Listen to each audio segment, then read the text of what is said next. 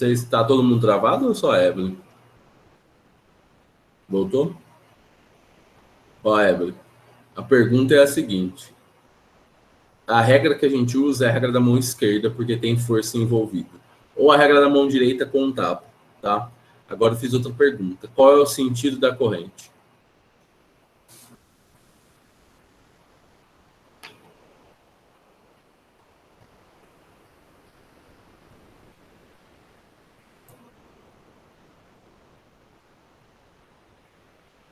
A Sara mandou um horário aí.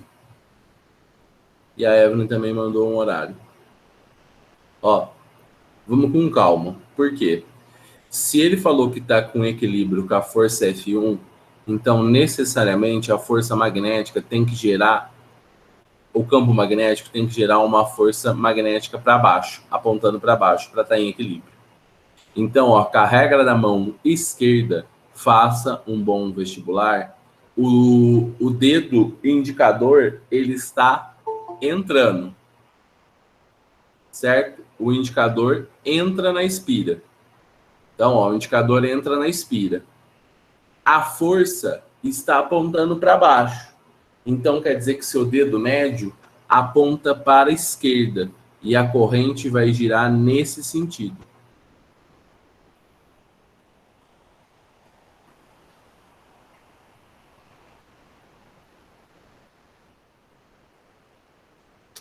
Horário, isso. Eu que, eu que confundi esse negócio de horário e anti-horário. Tá certo, é isso aí. Então é horário. Tá beleza? Legal. Ó, mas cuidado. Tem mais um detalhe que é importante. Esse detalhe às vezes é irrelevante, mas é bom que vocês saibam que existe. A corrente, quando ela passa nesse fio, ela gera um campo para baixo. A corrente, quando passa nesse fio, ela também está gerando um campo. Desculpa, falei errado. A corrente, quando passa nesse fio, ela gera uma força para baixo. A corrente, quando passa nesse fio, ela também gera uma força. Tá? Ela também vai gerar uma força. Essa força não vai importar muito. Mas qual que é o sentido dessa força aí?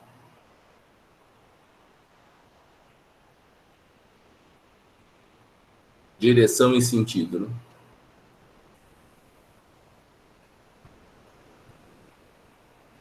Ó, é nesse fio aqui, ó. Eu quero saber a força nesse fio aqui da esquerda. Lembrando que sempre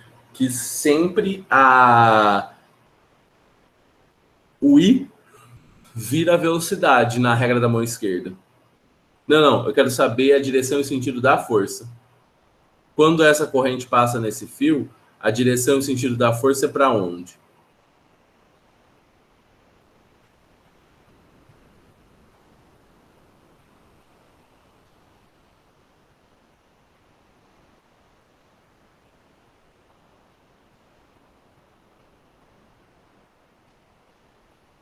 Ó, regra mão de esquerda. O seu dedo médio tem que estar apontando para cima. O seu indicador, que é o campo, está entrando na tela. Aonde o seu dedão aponta. Ó, é nessa região aqui, nesse fio aqui.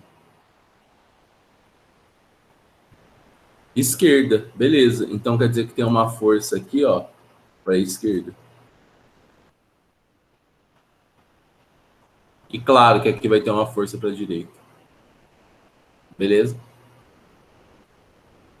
Tá claro isso para todo mundo? A velocidade é a corrente, Evelyn. Quando você tem corrente, a velocidade faz o papel da corrente.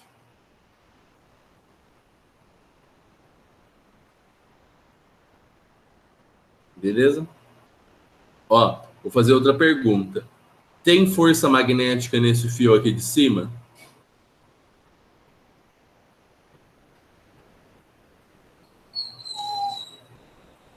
Não tem. Por que não tem? Porque ele não está imerso no campo magnético. Só tem força magnética aqui nessa parte de baixo e aqui nessa parte também tem uma força magnética apontando para a direita. Porque, como a corrente está em sentido horário, a corrente vai descer aqui e vai gerar uma força magnética para a direita. Todo mundo fera nisso? Sim ou não?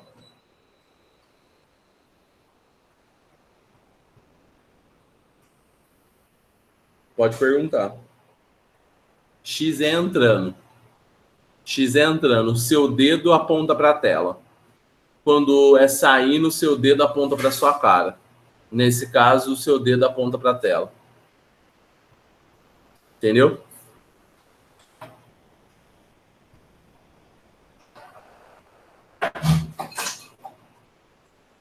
Ó, só que a corrente desce, ó. O seu dedo indicador aponta para a tela, o seu dedo médio aponta para baixo. Você pode ver que seu dedão vai estar para a esquerda, para a direita, desculpa. Vai estar apontando para a direita.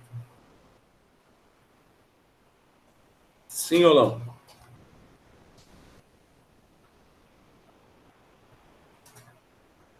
E aí a mão tem que ser a mão esquerda, né? A mão esquerda é da esquerda.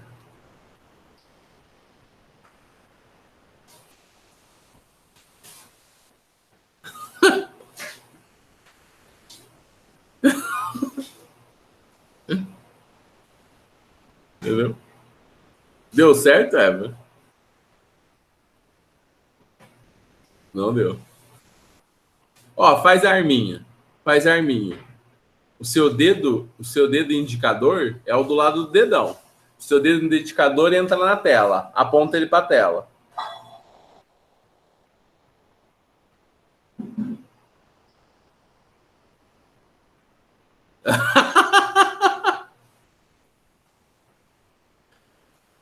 Ah, isso que eu falei, hein? Então tá bom. Depois dessa, vamos seguir. Então, ó, o que ele fala? Tem equilíbrio. Então, a força magnética é igual à força 1 na primeira situação. E eu sei que ele falou aqui no exercício que essa força magnética, ele dá um valor para ela, né? Cadê?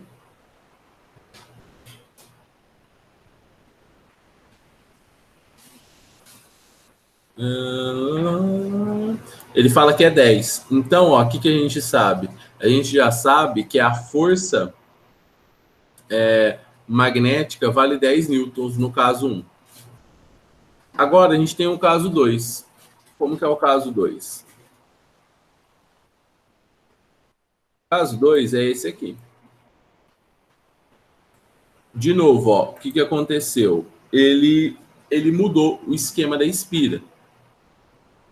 De novo, a força magnética vai ter que estar apontando para baixo. Ele fala, ó, na segunda espira é mantida em equilíbrio sobre a ação da força E2 e da força magnética gerada pela circulação da corrente.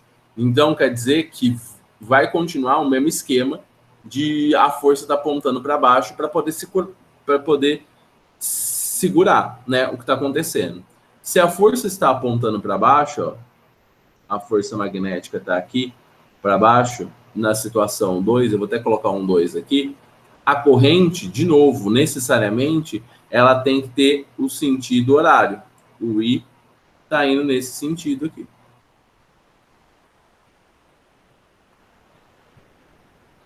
Tá? O que mudou? O que mudou?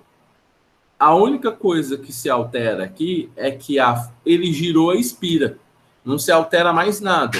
Ele mantém o mesmo campo, ele mantém tudo. A única coisa que ele faz é que ele gira e expira. Na segunda, a expira é mantida em equilíbrio sobre a ação da força F2. Então, ele só, olha lá, ele fala, ó, o mesmo retângulo de massa desprezível foi parcialmente imerso em um mesmo campo magnético uniforme, de duas maneiras distintas. Então, ele só rotacionou. Eu sei que na segunda figura, a força magnética é igual a F2. Tá? Mas só que essa força magnética é uma força magnética 2. Aí você pergunta, por quê? Porque o tamanho da espira que está em contato com o campo mudou. E a força magnética é proporcional ao tamanho do comprimento que está em contato com o campo. Porque você lembra, quando tem força magnética envolvida e você tem corrente, você usa o Bill sem teta. Bill sem teta. Ó, corrente, comprimento e campo. Então, essa força aqui é diferente dessa primeira, tá? A força é diferente dessa primeira. Eu sei que ela continua valendo 10, mas ela é diferente, porque o tamanho mudou. Ó. Esse lado aqui, ó, esse lado aqui vale 10 centímetros e esse vale 25. Ela mudou esse tamanho aqui. Quando estava do lado de 10 centímetros, ele tem uma força de 10 newton. Tá? Tá claro isso para todo mundo? Isso aí ficou muito claro?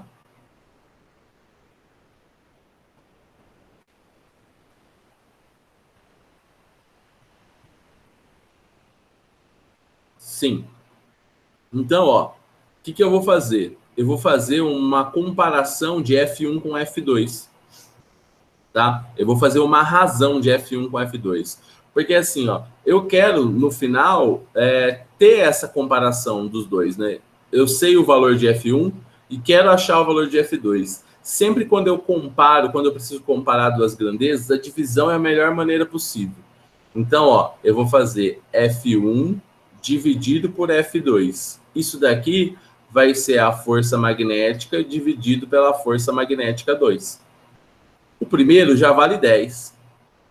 A força magnética 1 já vai ser B e L.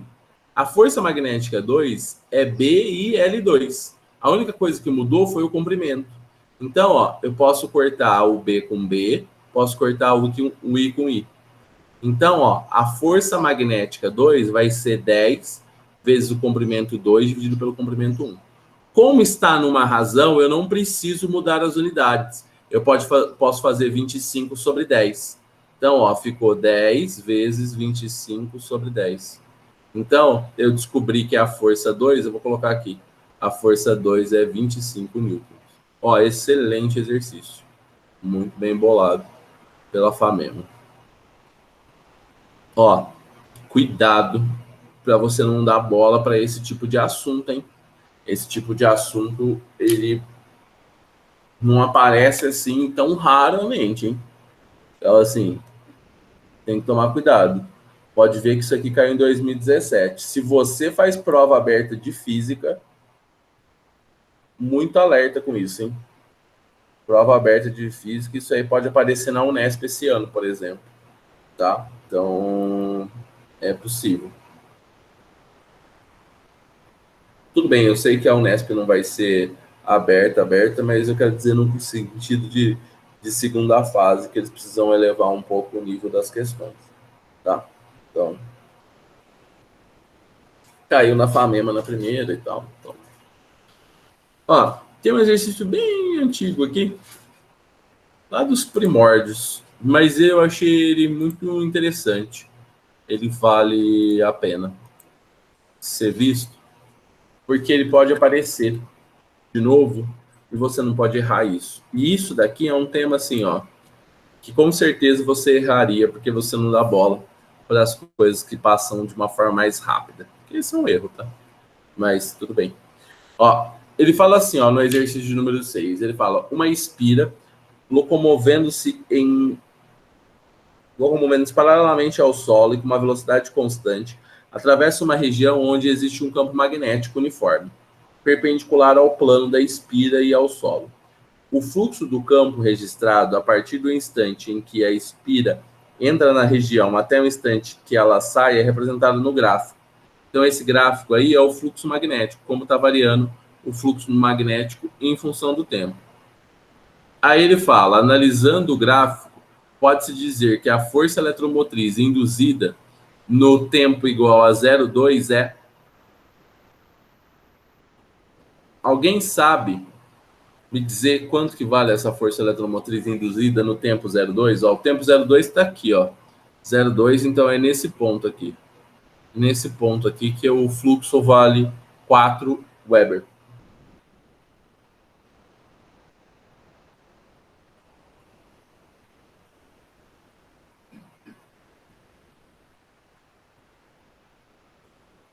Olha, Evelyn, eu fiquei muito satisfeito com as suas respostas, apesar de não ser elas, porque você tá com o espírito da coisa aí, tá? Você tá com o espírito. Você bateu o olho no gráfico, você já sabe, ou vai ser área ou vai ser tangente, sempre é assim. Isso foi bom, mas não é não, tá? Aqui tem um negócio. Não, mas foi excelente. Ó, aqui tem um negócio. Você tem que lembrar como que você, qual que é a fórmula que induz, como que é a fórmula que induz força eletromotriz. Eu sei que essa fórmula aí tá bem no fundo do seu coração aí.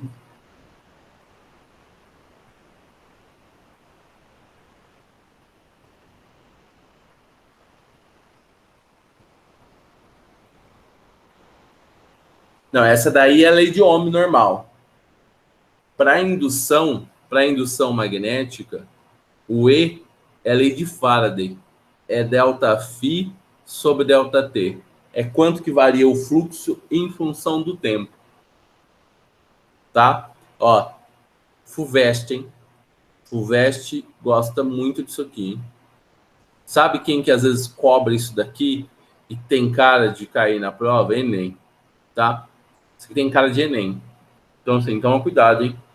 O Enem só finge pra você que ele é bonzinho. Então, mas Fuvest adora, tá? Com isso em mente, quanto que vale a força eletromotriz nesse instante de tempo?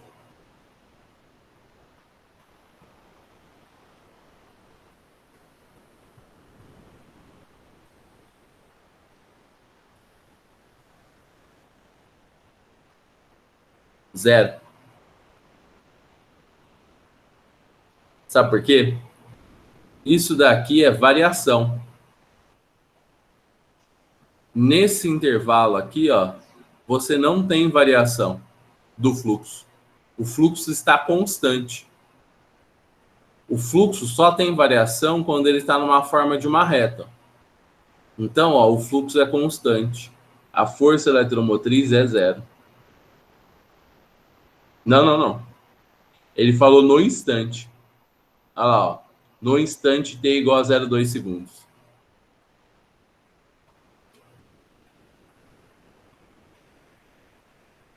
Beleza? Então, nesse instante, o que acontece? Você não está variando mais o fluxo. Se você não está variando mais o fluxo, significa que a sua força, sua DDP induzida é zero, tá bom? Então, ó, tomem muito cuidado com esse gráfico, hein? Ó, esse exercício aqui é lá dos primórdios. Eu acho que nem eu fazer vestibular nessa época. Aqui. Que ano que é isso aqui? 2006, não. Foi o ano que eu entrei na faculdade. Então eu fiz essa prova.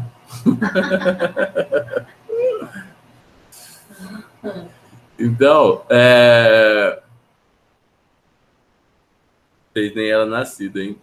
Mas esse gráfico aqui é muito interessante. Então tomem cuidado. Ele só vai variar, só vai produzir isso daqui quando ele estiver inclinadinho. Quando ele estiver na reta, não tem força eletromotriz. Tá muito claro isso?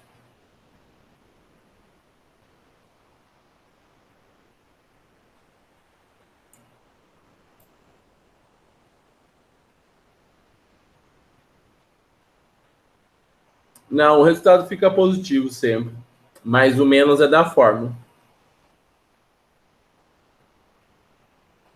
Mas se ele ficar negativo, não tem problema também.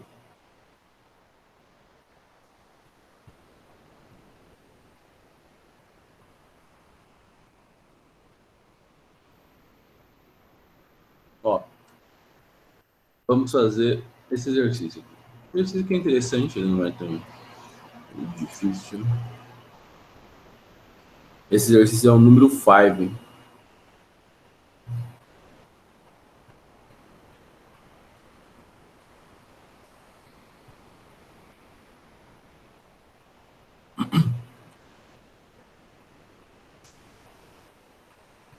Ó, apesar de ele ser um exercício de 2008, ele tem cara de 2020, tá? tudo tem a ver com coisas modernas e tal, então bem interessante esse exercício. Ele fala assim, ó, é possível acender um LED movimentando-se uma barra com a mão? Para verificar essa possibilidade, um jovem utilizou um condutor elétrico em forma de U, sobre o qual pode se movimentar uma barra M, também condutora, das posições X1 e X da posição. E eu fiz exercício com vocês, não fiz?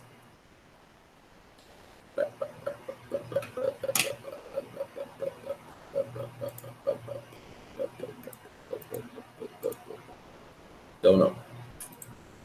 Então não, então não, então não, não, não, não, não. Não, não, não, não, não, não, não.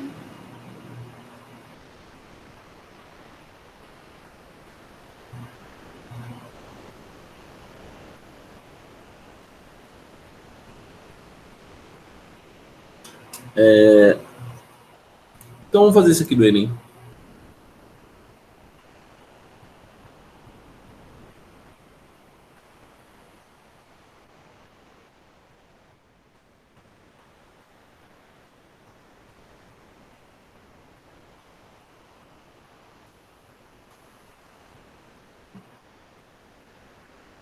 O funcionamento dos geradores de usina elétrica baseia-se nos fenômenos da indução eletromagnética, descoberto por Marco Faraday no século XIX.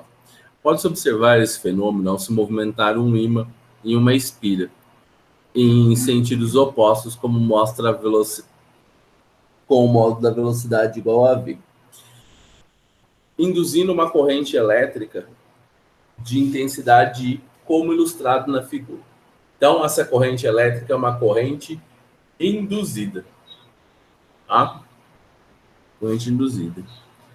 A fim de se obter uma corrente com o mesmo sentido da representada na figura, utilizando os mesmos materiais, outra possibilidade é mover a espira para espila.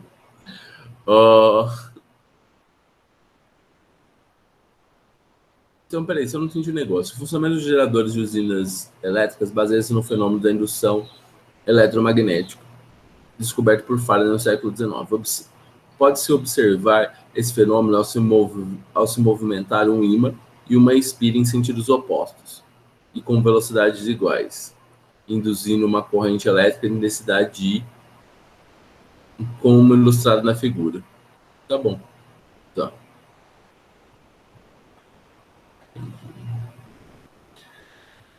A fim de obter uma corrente com o mesmo sentido da apresentada, utilizando o mesmo material, outra possibilidade é mover a espira para a esquerda e o ímã para a direita. Tá, entendi. Depois a gente vai ter que analisar a questão item por item.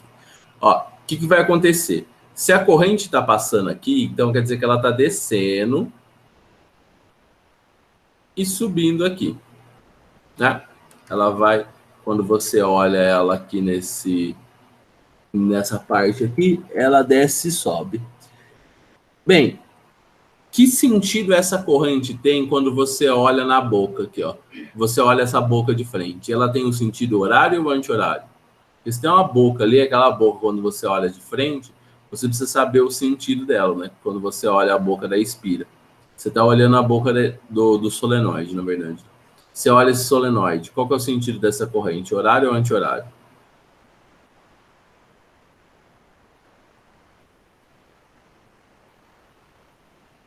É anti-horário? É anti-horário, é. Tá certo? Anti-horário. Bem, o que está acontecendo? Mas a gente pode definir o sentido da corrente de outra forma também, que pode ser até mais fácil. Porque a gente sabe, o campo está entrando no solenoide, certo? Quando eu estou olhando, ó, eu estou olhando essa espira de frente, essa parte aqui. Então, ó, quando eu olho essa parte de frente, eu vejo o campo entrando. O campo do solenoide está entrando. Mas o que está acontecendo com a intensidade dele? Está aumentando ou está diminuindo?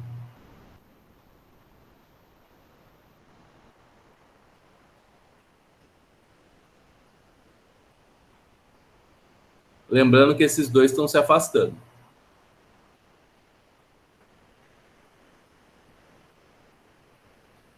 Não, os dois se afastam. Se o inspira e ímã se afasta, significa que a intensidade dele diminui.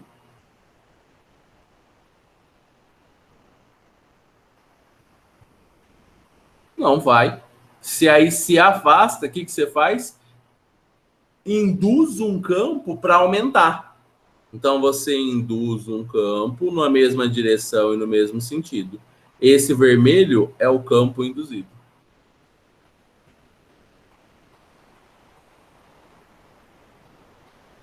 Entendeu? Ó, aí o desenho estava ruim. Se você não fizesse isso, você não ia conseguir descobrir o sentido da corrente. Por quê? Na hora que, se o campo está entrando na espira, o campo induzido está entrando, então a corrente induzida é no sentido horário. Isso aí foi uma sacanagem. Porque se o cara não faz isso aí antes, já era, perdeu o exercício. Tá bom. Então, é importante dar uma conferida. Então, beleza. Legal. O que a gente quer? A gente quer que aconteça o mesmo efeito. Tá? Mesmo efeito. A gente vai ter que analisar alternativa por alternativa. Não tem jeito de fugir disso. Então, vamos lá. Primeira alternativa, alternativa A.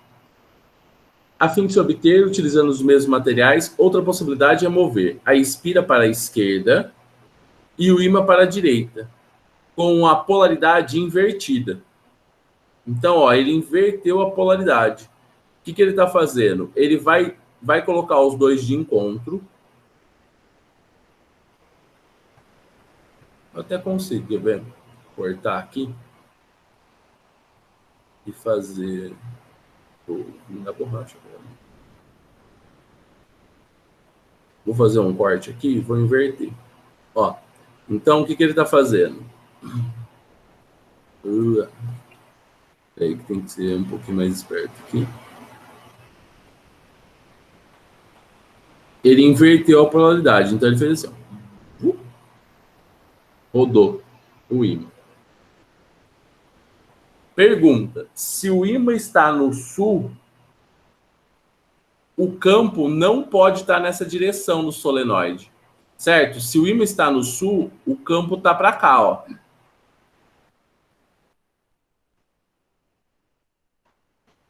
Se o ímã está no sul, ó, o campo tem que estar apontando para cá. E o que ele fez? Ele vai, no solenoide, ele vai trocar a velocidade, ele vai colocar a velocidade para os dois nessa direção. Então, ó, o que acontece? Quem está olhando de frente vai ver o campo dentro do solenoide saindo. O campo de dentro do solenoide está saindo, está indo na direção do olho. Se o campo está indo na direção do olho, a intensidade está aumentando. Se a intensidade dele está aumentando, a ideia é diminuir a intensidade. Então, a gente cria um campo induzido de mesma direção em sentido contrário. Beleza? Então, vai rodar nesse mesmo sentido, a A está correta. Entenderam?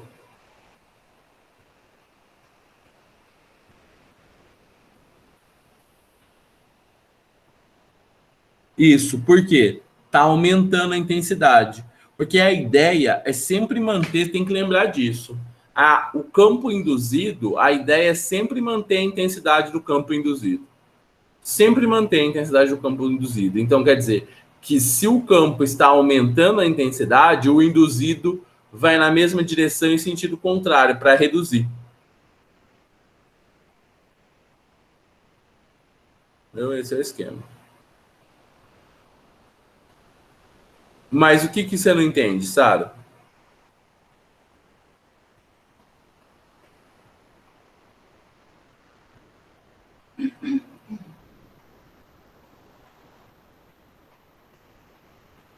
Quando ele escreve isso no exercício, o que eu já tenho que pensar? Tá. Ó, primeira coisa, você precisa verificar como que o campo... Você olha sempre para uma espira do solenoide. Por exemplo, essa. Aí você tem que verificar como que o ímã está posicionado. Por exemplo, se o sul está voltado para o solenoide, o campo sai do solenoide. Se é o norte apontado para o solenoide, o campo entra no solenoide. Essa é a primeira coisa que você pensa.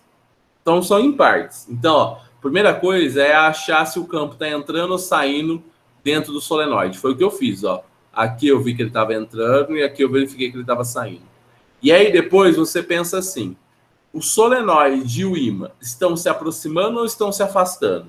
Se eles estão se aproximando, a intensidade aumenta. Então significa o quê? Que o campo induzido sempre vai ser o oposto ao do campo normal. Se o campo normal sai, o induzido entra. Se o campo induzido entra, Desculpa. Se o campo normal entra, o induzido sai. Sempre quando aumenta a intensidade. Quando que aumenta a intensidade? Quando aproxima o ímã da espira. Na outra situação, é quando afasta o solenoide do ímã. Se afasta o solenoide do ímã, a intensidade diminui. Então, quer dizer que o campo induzido vai ter a mesma direção e o mesmo sentido do campo normal. Se entra o campo normal, o induzido entra. Se sai o campo normal, o induzido também sai. Então, assim, você tem que pensar em todos esses passos.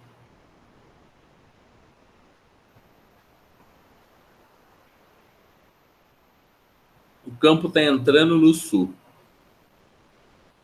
E ele induz um campo saindo no sul, é isso? Não. Não. Porque esse negócio de entrando e saindo é sempre em relação ao ímã. Ele induz na espira. Entendeu? Quem está induzindo, na verdade, é essa corrente aqui, ó. Essa corrente que induz o vermelho. Não é o... É o ímã que aparece isso. Não. Se aumenta a intensidade, é sempre na mesma direção e sentido oposto.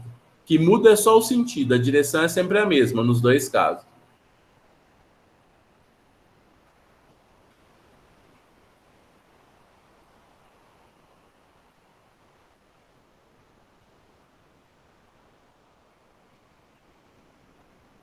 Beleza? Tá claro isso para todo mundo?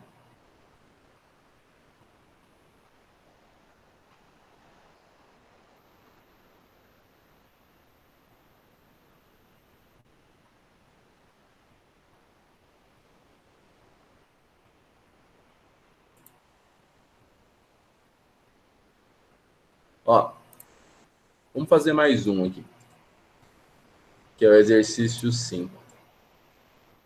É 5 isso aqui? Opa. É 4. Fazer exercício 4.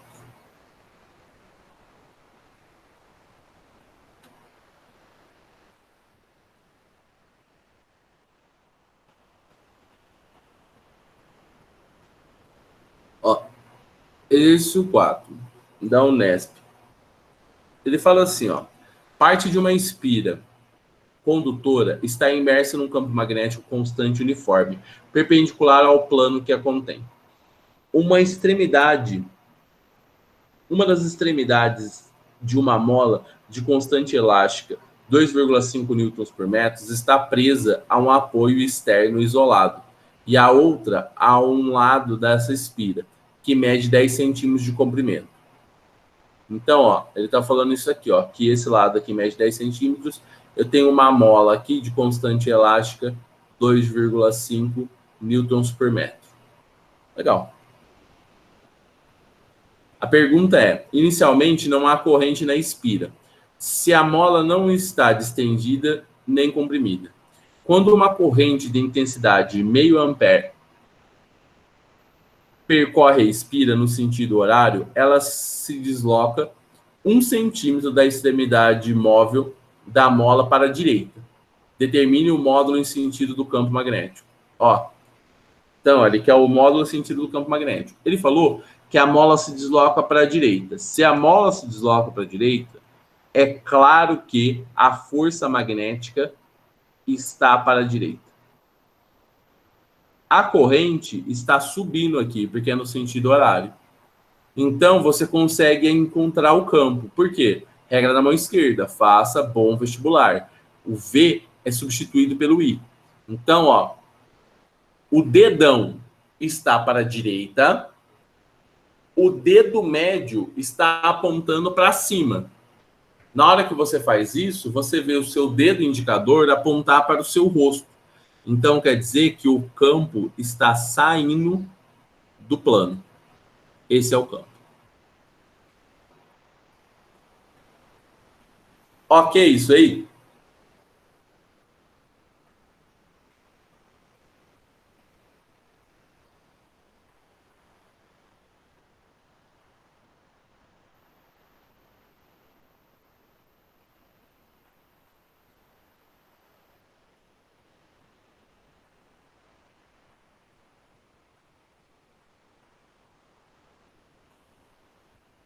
Beleza. Então, ó, o que vai acontecer? A força elástica, se a mola estica, a força elástica volta. Então, a força elástica está apontando para a esquerda. Eu tenho uma força elástica aqui, ó, apontando para a esquerda. Essa é a força elástica. O que a gente sabe? A força magnética é igual à força elástica. O que é a força magnética? QVB, é o Bill sem teta. Bill sem teta. E a força elástica é Kx. O seno é 90, porque a corrente é perpendicular ao campo. Ele falou que isso aqui eles estão num plano, um é perpendicular ao outro. Eu sei que a corrente vale meio. Ele falou que o comprimento vale 10 centímetros, então é 0,01 metros. O K vale 2,5 e aqui vale 0,01. Então, é só dividir 2,5 por meio. Tem uma casa depois da vírgula, só cortar a vírgula. Isso daqui dá 5 Tesla. Esse campo aqui é uma bitela, hein? 5 Tesla é um campo forte pra caramba.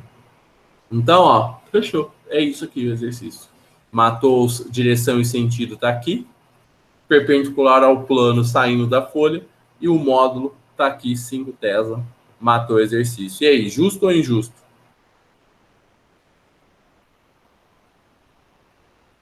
Pode falar. É que eu passei o... Ah, é, né? 1 metro tem 100 centímetros, então é só 2 casas, uma, duas.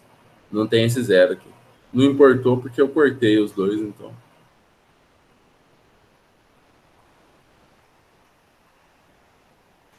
Show?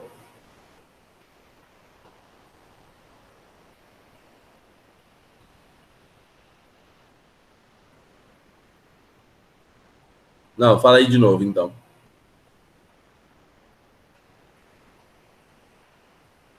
No Bill sem teta, o 0,1 veio do comprimento. Isso aqui é o comprimento, é esse tamanhozinho do fio aqui, ó. Que é 10 centímetros.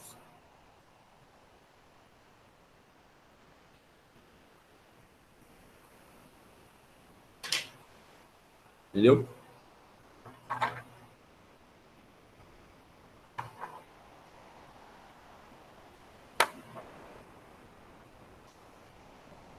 Do L. Ó. Bill. O campo é que eu quero achar. A corrente vale meio. O L é o comprimento, que é esse tamanho aqui, que é 10 centímetros. Então, quer dizer que é 0,1 metros. Sacou? E o seno vale 1. O seno vale 1, porque o campo está saindo do plano e a corrente está no plano. Sempre quando o campo está saindo do plano e a corrente está no plano, isso forma 90 graus. Então, o seno vale sempre 1. Entendeu? Esse aí é o esquema de Rurema. Nada. Então, ó, é isso aí. Justo ou injusto, o vestibular é assim.